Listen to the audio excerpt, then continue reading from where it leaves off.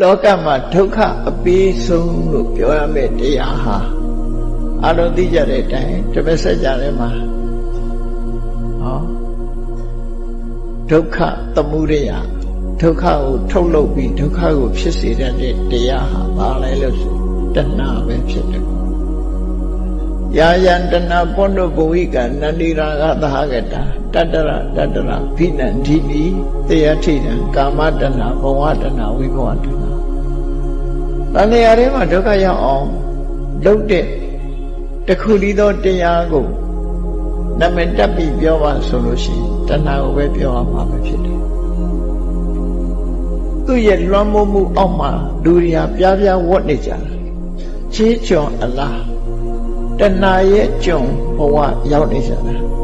သို့တော့ကိုယ်ကြုံလို့သိမသိကြဘူးကိုကအရှင်သခင်လို့ထင်တယ်မဟုတ်ဘူးတဏှာခိုင်းရလုံးနေကြတဏှာဓာတ်ပြောတဏှာဓာတာတဏှာရဲ့ချေးချွန်နေဖြစ်နေကြတယ်အဲ့ဒီတဏှာဟာယာယံတဏှာပောနုဘဝိကာဘဝတွေနောက်ထပ်ဘဝတွေကိုဖန်တီးနေတာသူပဲဘဝဆိုတာဖြစ်စေတာသူပဲသူဥဆောင်ပြီးတော့လှုပ်ရှားနေတာဖြစ်တယ်နန္ဒီရာဂသဟကတာမျက်စိကမြင်တဲ့အာယုံဆိုတဲ့သဘောချမျက်စိနဲ့မြင်တဲ့အာယုံသဘောကျပြီးနားကအပန်းကြတော့သဘောမကျဘူးလားမဟုတ်ကြပြန်တာနှာခေါင်းကအနံ့ဆိုတဲ့သဘောကျပြန်တာလျှာကအရသာဆိုတဲ့သဘောကျ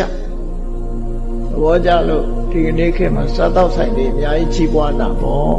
နော်ကိုယ်ကသမင်းဟင်းနဲ့တွေမရဘူးညမပြေကသမင်းဟင်းနဲ့တွေမရလို့နိုင်ငံခြားနာမည်တွေတက်ပြီးစားကြပြန်ရောအဲ့တော့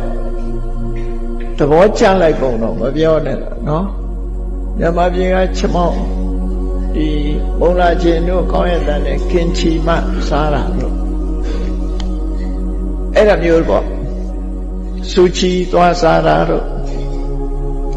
အမျိုးစုံပေါ့လူတွေရဲ့အကြိုက်တာအဲ့လိုလိုဖြစ်တယ်အဲ့ဒါကိုတတ္တရဖိနန္ဒီနိဟိုဟာကြိုက်တယ်ဒါကြိုက်တယ်ကြိုက်လို့ကိုမဆုံးနိုင်တခုရိုးသွားနောက်တစ်ခုကြိုက်ပြန်နော်ကြိုက်ပြန်တတ္တရဖိနန္ဒီနိတေယထိတံကာမတဏှာရရှိကမြင်ရတဲ့လူချင်းစရာအာယုနားကနားထောင်လို့ရတဲ့နှစ်သက်စရာအတန်းနှာခေါင်းနဲ့နမ်းရှူရတဲ့အနတ်ဆိုလဲအမျိုးကိုစုံလို့အမွှေးနန္ဒဆိုင်နေသွားရောင်းလို့မလောက်ဘူးနော်လျှာဆိုတာတော့ပြောနေရတ္တတဏှာအဆိုးဆုံးပဲအသေးတောင်ခံပြီးတော့စားတာရတ္တတဏှာအနတ်တော့အသေးခံပြီးရှူတယ်လို့မရှိဘူးအစားကတော့အသေးခံပြီးစားကြတယ်ဒါသိချာတယ်နော်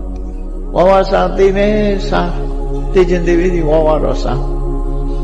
တွင်းသည်မကြိုက်တွင်းသည်နဲ့မတည့်ပါဘူးဆိုတလုံးလုံးပေါ်အောင်စား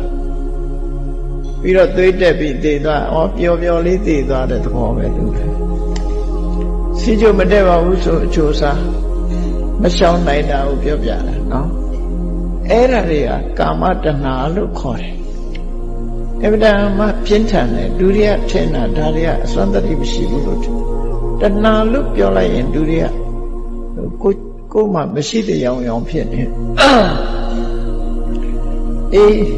ရစီအမြင်နဲ့အာယုံနှစ်သက်တယ်နားကကြားတဲ့အသံကိုနှစ်သက်တယ်နှာခေါင်းကနမ်းရှူလို့ရတဲ့အနတ်လျှာနဲ့လဲရတဲ့အရာသာခန္ဓာကိုယ်နဲ့ထိတွေ့ရတဲ့အထိတွေ့ဆိုတာတွေခြေနဲ့အာရစိတ်ကူးချမ်းစီလို့အကောင်အထည်မရှိတာလဲခြေနဲ့အာရကြိုက်ကြတာအဲ့ဒါကိုကာမတဏှာလို့ခေါ်တယ်ဘဝတဏှာဆိုတာကာမတဏှာပေါ်မှာခြေနဲ့ပြီးတော့ထာဝရဆိုတာကိုရချင်တာချမ်းသာကြွယ်ဝတယ်ဆိုရင်လူတွေကထာဝရပဲဖြစ်ချင်နော်တခဏဆိုမလို့ချင်ဘူးထာဝရပဲဘဝတန်တရားထဲမှာထာဝရချမ်းသာသူဖြစ်ချင်မြဲတာကိုသဘောကျလို့ဘဝတဏှာဆိုတာတတ္တဒိဋ္ဌိနဲ့ရှင်တွဲလာတဲ့တဏှာကြတော့ဘဝတဏှာဝိဘဝတဏှာဆိုတာကြတော့ဆက်ချက်ပဲပြောထာဝရရှင်သန်ခြင်းတဲ့လူရှိတယ်လို့ပဲဘဝကြီးကိုစိတ်ပြည့်ပြီးတော့ထာဝရဘယ်တော့မှမဖြစ်တာကိုကြိုက်တယ်လို့လည်းရှိတယ် ဘဝပြတ်ဆဲသွားတာကိုကြိုက်တဲ့လူကြတော့ဝိဘဝတဏှာလို့ခေါ်တယ်ဒါနိဗ္ဗာန်ကိုသဘောကျတာမဟုတ်ဘူးသူကတဏှာအနေနဲ့သဘောကျတာကိုပြောနိဗ္ဗာန်ဆိုတာကအသိဉာဏ်နဲ့သဘောကျတာနော်နိဗ္ဗာန်ကိုရှားခြင်းနဲ့ဆိုတာအသိဉာဏ်နဲ့သွားတာဒီတိုင်းဆင်းရဲဒုက္ခတွေကြုံတွေ့ရလို့ဘဝမရှိတာကိုကြိုက်တာဝိဘဝတဏှာလို့ခေါ်တယ်အဲ့ဒါလို့အချင်းချုပ်အဖြစ်တဏှာ3မျိုးအာယု6ပါးနဲ့ပြောရင်တဏှာ6မျိုးအတိတ်ကပစ္စုပန်နဲ့မြောက်လိုက်ပဲဆိုရင်တဏှာတွေဟာအလုံးသူတဏ္ဍကိုယ်တဏ္ဍတဏှာဟာ108မျိုးဆိုဖြစ်လာ